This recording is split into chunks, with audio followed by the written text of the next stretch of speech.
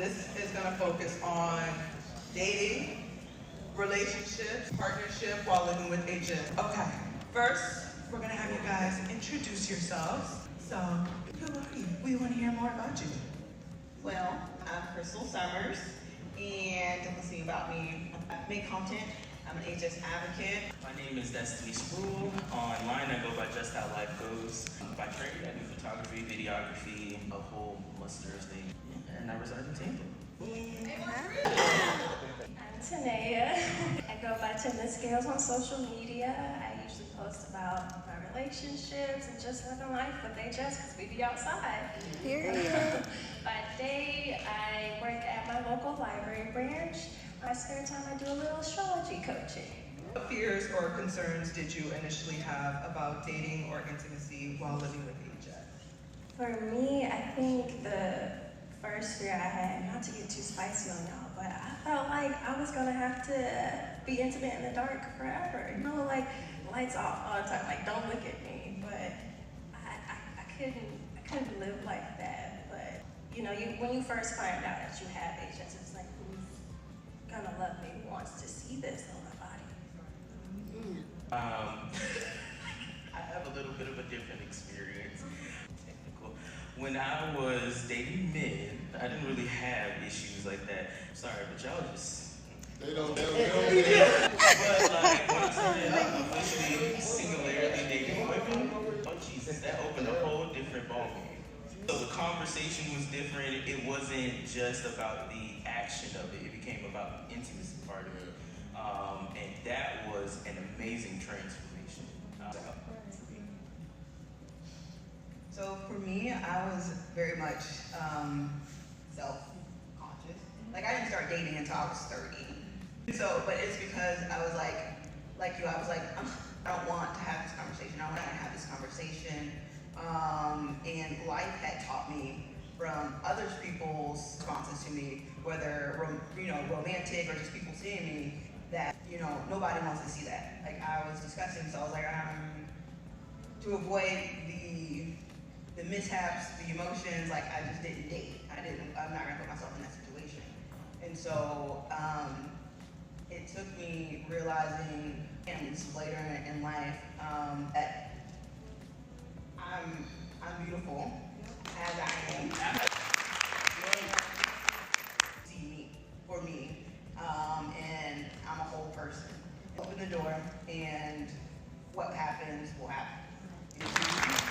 So another question I have is, how and when did you decide to disclose your AHSID to a partner or a potential partner?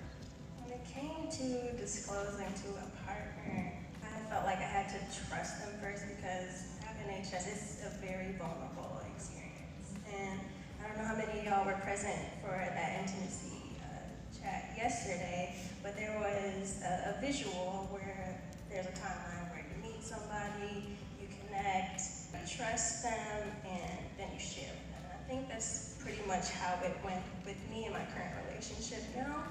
And I was feeling comfortable opening up. I'm really a sapiosexual. Like I really want to just get deep with it, want to know how you think.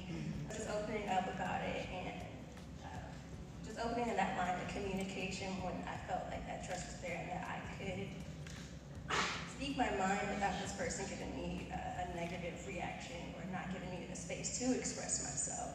Yeah, so after a few days, I would say when I was ready to, get under the sheets, get under the sheets, you just had that kind of just conversation and it was really open.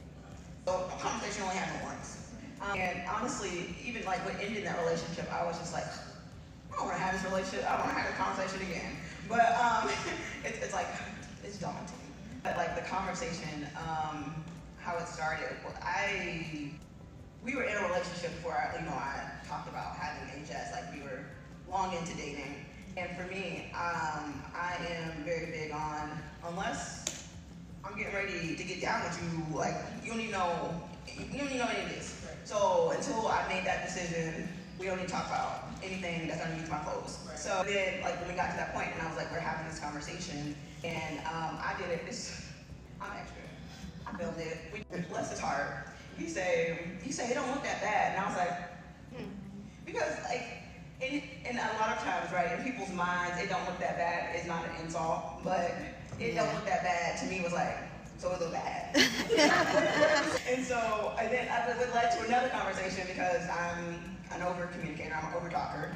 And so, what is that? So, but then it gave me some validation of like, no, like the way that you were hyping it up and talking about it, I was like expecting something crazy, and it's like, you look normal.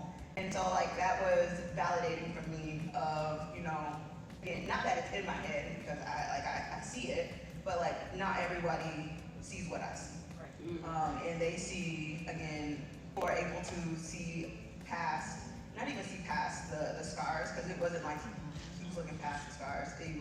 He saw me as a whole person, and I happened to have some scars, and that's okay. For me, it was kind of like the trust, you got to trust them type of thing. I did not, or I still don't actually, talk about my HS in a relationship format, I guess I should say, until it's my turn. It takes a lot anyways for me to open up that side of myself to someone, and for years, I want to say, I just never really even told anybody.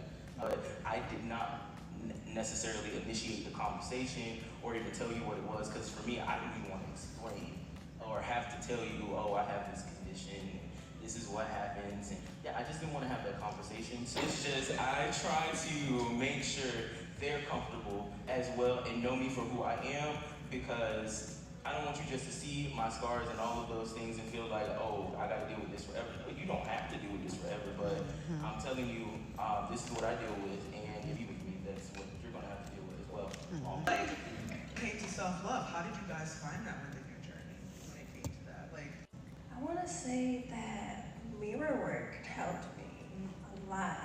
I something I carried with me and hold close to my heart, because how you speak to yourself dictates like the thoughts that you get, Yes. the doubts that you get, that mean nagging voice in the back of your head. If you're not being nice to yourself, you're not going to hear nice thoughts. I had to really work on that, and you know, whenever I stop in front of a mirror, I try to be intentional and say something nice to myself, to carry with myself, and to hold close to me, to remind myself that I am worthy of love.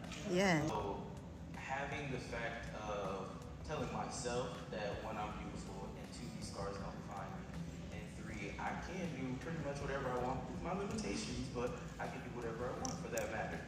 So trying to find and build that confidence within myself took years, really. For myself, the way I even talk to myself, kind of like what you said, the way you talk to yourself really defines how you see yourself.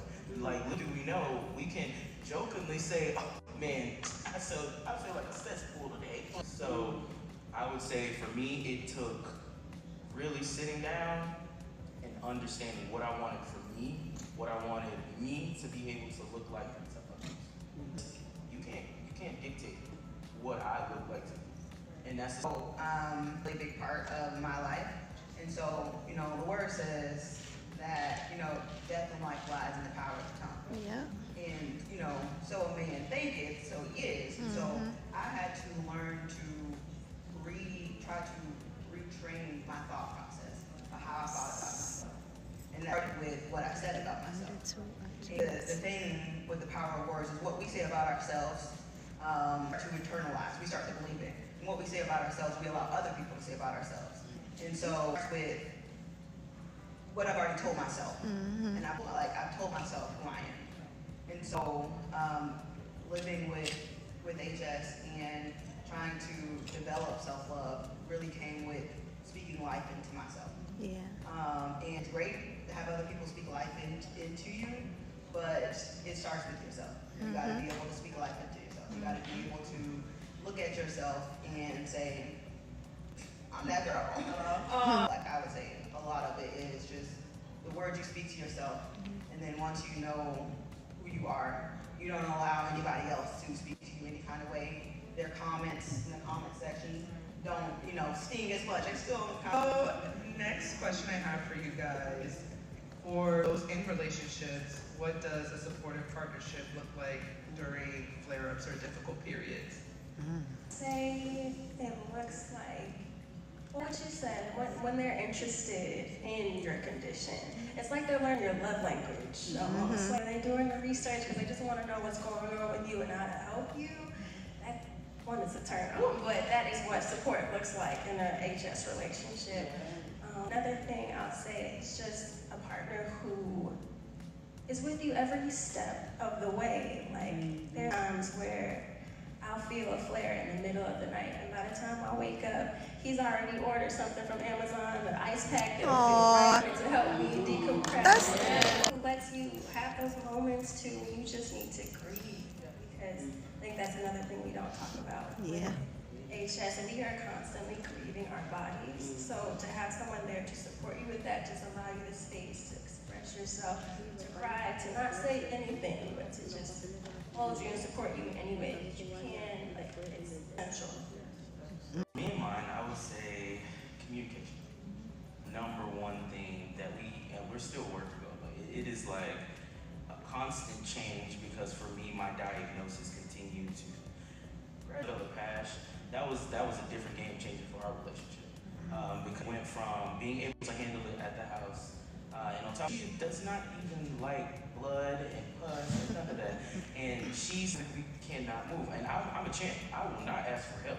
And you too, when I finally got the diagnosis on passion, how we're going to handle that, she was right there, looking it up. I mean, she knew it had to be something more to it because it didn't present as my normal flare-ups. When I had to go and actually live in a rehabilitation center for my back surgery, so for those I was going, I'll never forget, I saw my grandparents and they told me it wasn't my time yet. And when that happened, I just came up, literally I remember waking up and the paddles, literally, they were about to, and everybody was like, and in that moment, I was just like, my story's not over yet. Nope. And I'm cool with you being along with me for this ride.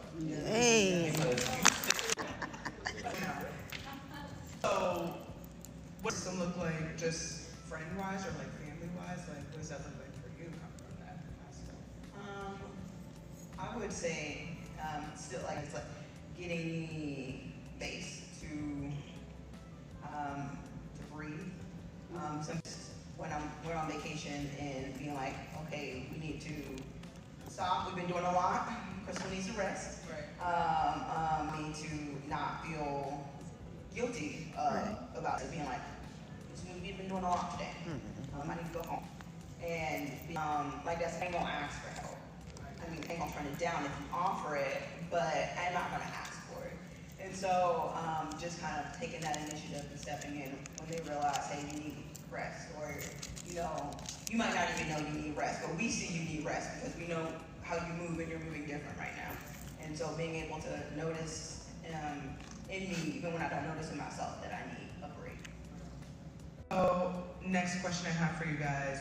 What advice would you give someone who fears rejection because of visible symptoms, scarring, or drainage? I would just kind of relate that back to what we talked about as far as self-love, because I have said some of the worst things to my own self. So anything you say to me is whatever. But if somebody doesn't or can't and is not willing to accept you during one of your worst moments, which can be that flare, that pain that you're feeling when it opens up, that person does not deserve to see you in your moments of joy. Yeah, When you're that's at true. your best. They don't deserve that.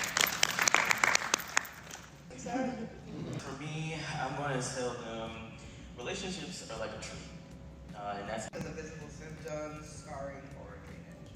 So we actually talked about this yesterday at the table we were sitting at, and a very wise new friend of mine said there's only 10 bad people in the world.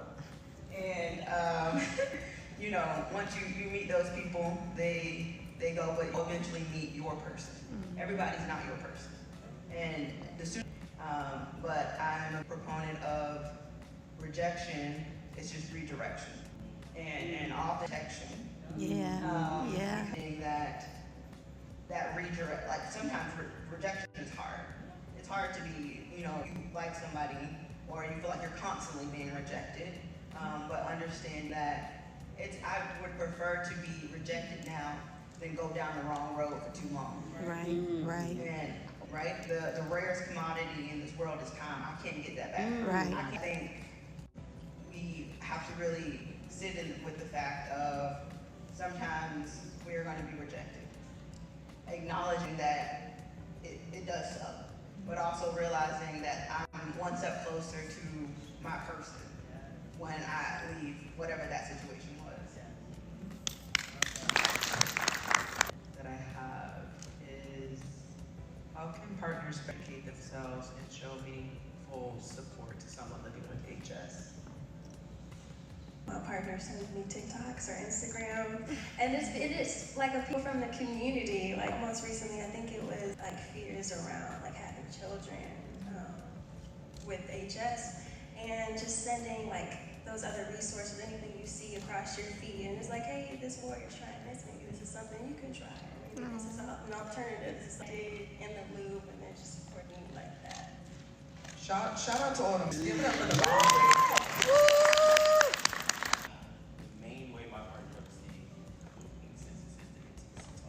Is being just making me feel like a person, not necessarily let addition dictate how we even touch each other. Just something simple as that. So I'm a very big person, personal touch and stuff like that for my love language and stuff. So when she, This is a question in your self. It was right in front of you. What is one thing that Okay, so I would tell me to know the truth. And you know the old adage, right? The truth will set you free. So that there are three things. There are opinions in this world, there are facts, and there's truth. And an opinion, this isn't your identity. This is something that you live with. And I tell myself, the truth is that you are beautiful, you are worthy, and to hold on to in a world full of opinions. Yes. Come on. Let's say, hold on to your boundaries. I feel like HS kind of need to look at my boundaries, and I realized I didn't have any. I didn't have any at all. I was just, when I was more comfortable with me, instead of how can I be more comfortable and confident in myself. Yes. And so I would tell little me to hold on to your boundaries, speak your truth, and you know, you are protected, you deserve this. I would tell her you are. I went through, found out I was good with pleasing rather than giving because I finally was able to find my own pleasure versus pleasing somebody else, whether wanted or not. So for me, knowing more about my body, knowing my body as an adult and what it means, not what other people want to be to them, for them, and have me as. So, yeah, I am in what I More than our bodies. Ready? 1, 2, 3. We are more than our bodies.